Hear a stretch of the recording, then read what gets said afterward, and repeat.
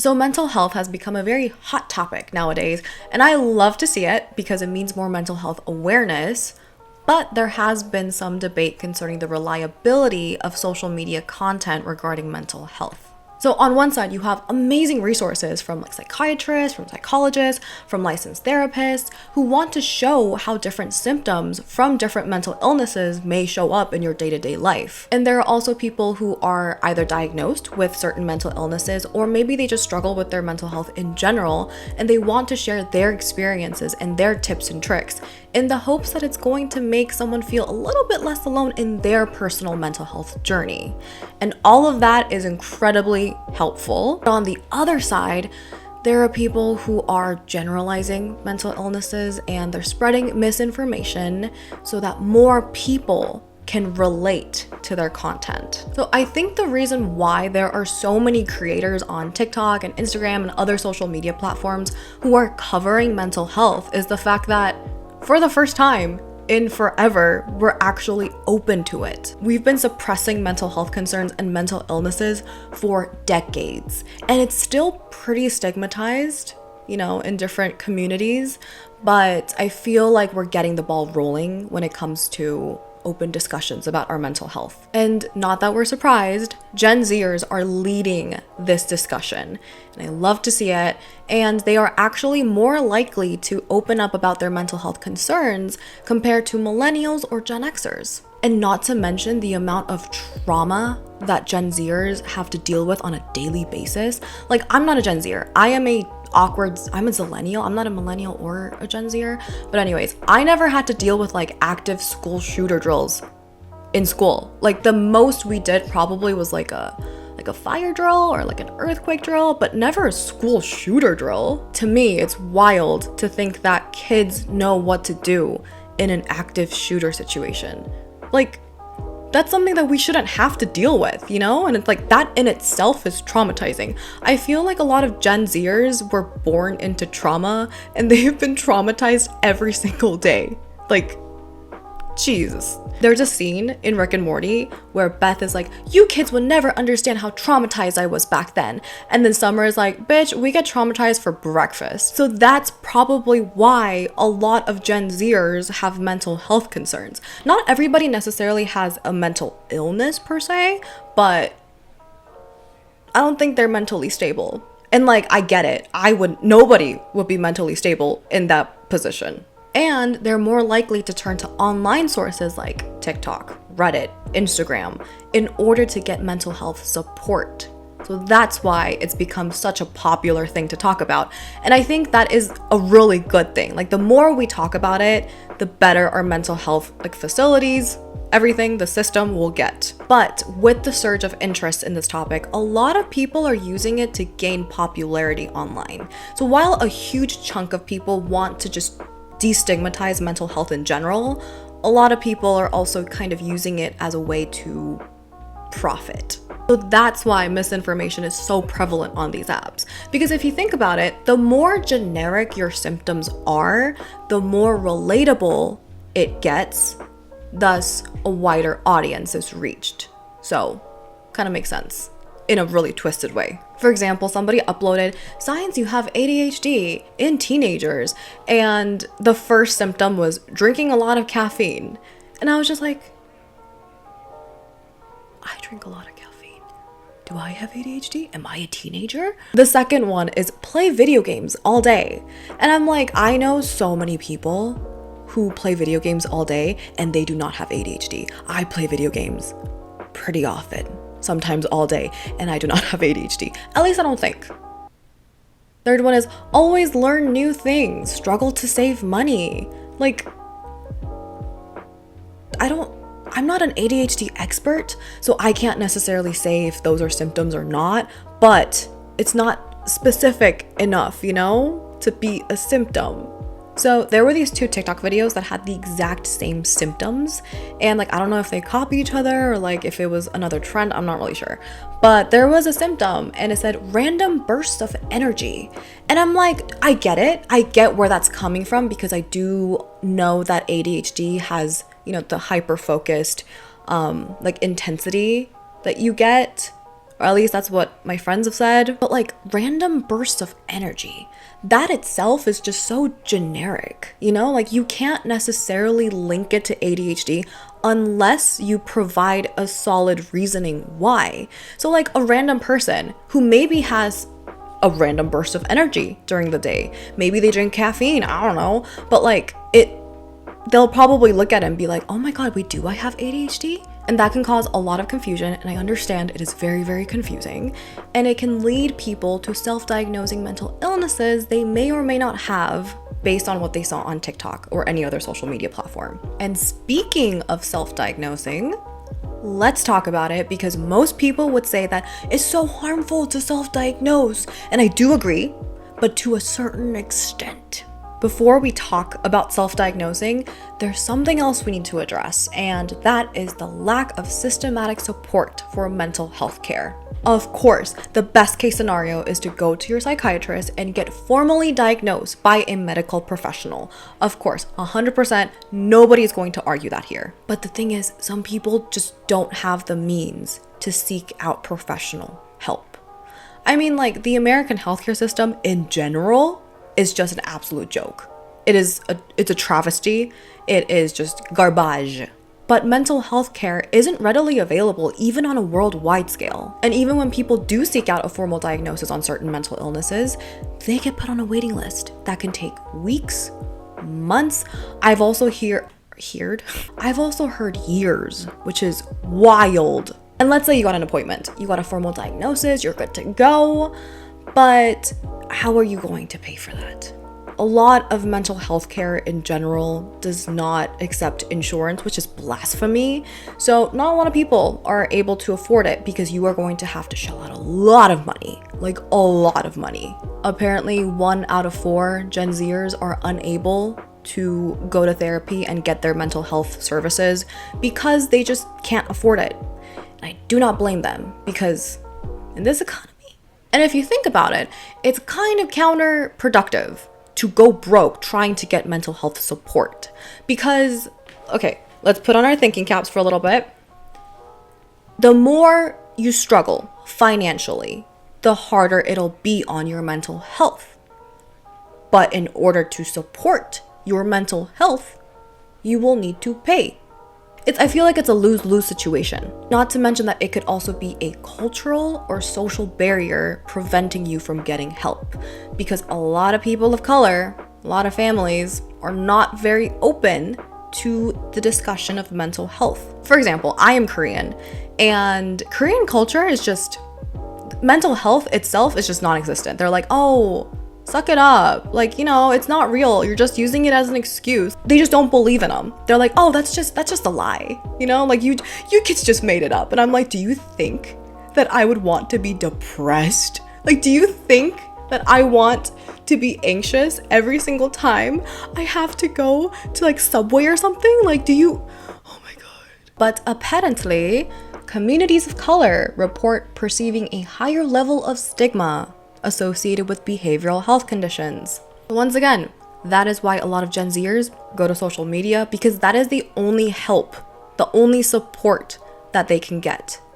And it's a messed up system. So that's why self-diagnosing yourself is valid to a certain extent. It's not wholeheartedly, it's only to a certain extent. Because for example, if my friend is clinically diagnosed with ADHD and I start to kind of see very similar behavioral patterns between me and this person, I'm probably gonna ask them.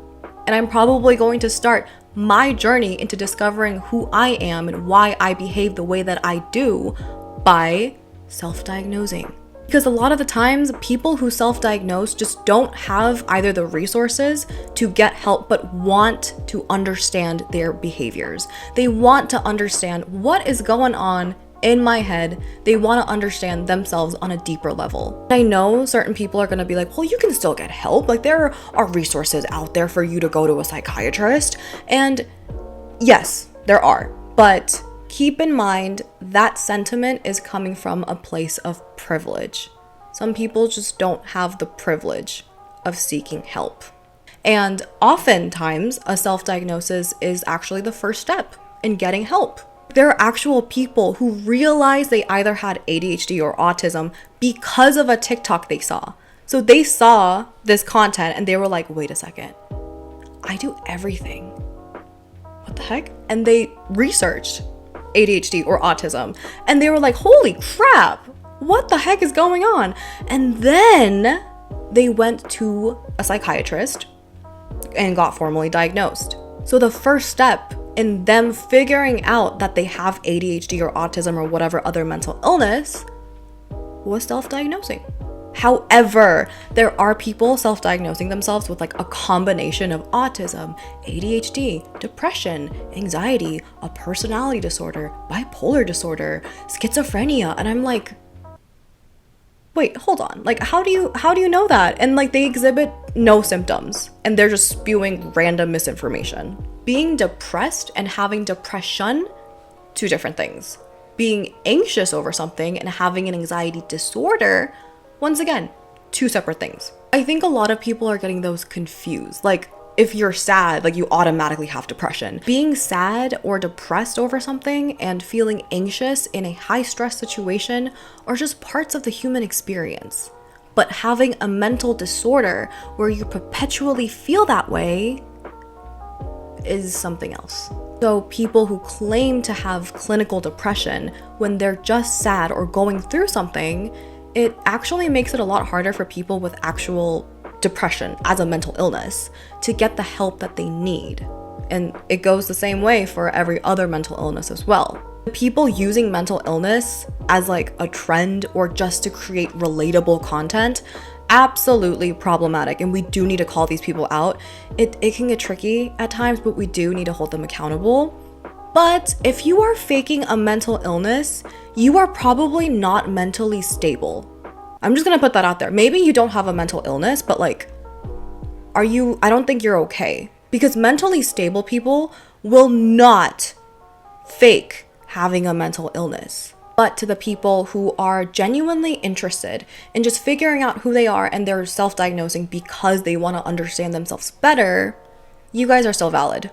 But until we get systematic change and improve the mental health care system, this is just going to continue. One thing that I've seen pretty often, and that really just pisses me off, is the lack of support when it comes to unrelatable mental health content. And when I say unrelatable, I just mean the real and the ugly side of mental illnesses. I feel like everybody is pro mental health support until they see someone having a manic episode, until they see someone having a breakdown, like until it is no longer cute and marketable anymore. I don't know why I did the air quotes, but yeah. And this comes from romanticizing mental illnesses, which has been a problem for such a long period of time. Because like the biggest indicator that I can think of is probably Tumblr. Tumblr has romanticized that depression aesthetic. And it's baffling. Because like, I have depression. It is not fun. It is not easy. It is not aesthetic. It is far from aesthetic. But I just don't understand it. People like to cherry pick what is okay to support and what is not okay to support. And like, it just does not work that way. I have had people in school like find out that I have depression and they were just instantaneously thinking about that Tumblr aesthetic and they were like, oh my God, are you okay? And then like fast forward a couple of weeks later, I have a full-on breakdown and everyone's like, oh my gosh, she's a freak. It's not supposed to be pretty. It's a mental illness. And I know this is kind of old news, but when Gabby Hanna had her manic episode and uploaded it to TikTok, a lot of people were they just kind of made fun of her. They made her into a meme. It's happened before with Gabby Hanna. And, like this person was having a full-on breakdown, like live on TikTok. And people, like, you're just making it into a meme. Like, she needs help, dude. Eventually, people were like, oh my God, I don't think she's okay. Like, is she okay? Like, what's going on? And they were genuinely concerned for her. But I feel like, people are kind of skimming over that part. Like, that's also a very real side to mental illness that not a lot of people are willing to address because, once again, it's not fun anymore. Mental illnesses are illnesses. They are not a quirky personality trait. They are not fun to live with. You don't get to put away your mental illness at the end of the day. It's a part of who you are, and it can be really rough sometimes because it kind of consumes you.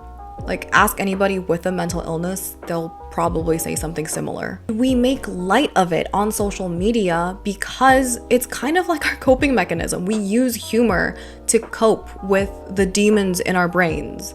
And it works, kind of, sometimes. You know, I wouldn't wish a mental illness on anybody. If you are struggling with a mental illness, or maybe your mental health in general, just probably everybody at this rate, you are always welcome to leave a comment. We can talk, we can trauma bond, it'll be great.